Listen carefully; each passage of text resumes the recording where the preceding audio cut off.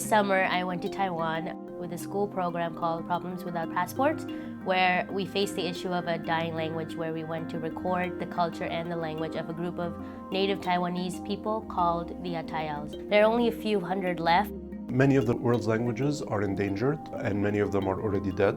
So a significant problem is the loss of cultures and languages throughout the world. Atayal is a Formosan language, and there's no recorded structure or phonetic sounds of the language. And we had 2 weeks of intense training before we left for Taiwan, where we learned vocabulary and different aspect markers of the language. After those 2 weeks, we went to Hsinchu in Taiwan at the university.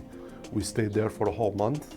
We had the native speaker who spoke Atayal, and then we had another translator who translated it from Chinese to English. And we spent hours every day talking to the native speaker, learning about his culture, adding to the knowledge to an online database where people can learn the language. The main project for each student in the course is transcribing and translating topics of interest to them and of interest to the native speakers to generate free flow of speech.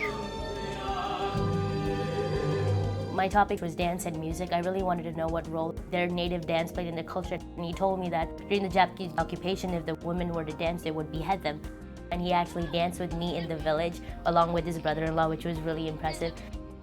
Many of the students that came were not students in linguistics. The idea behind the program was to get students from throughout Dornsife to get the experience of helping preserve languages by documenting them.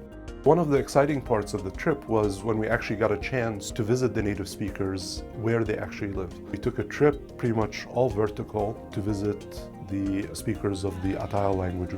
Many linguists believe that language really reflects something about the mind and how the mind works, and that understanding language gives us an enormous insight into how humans process information. Child, small child.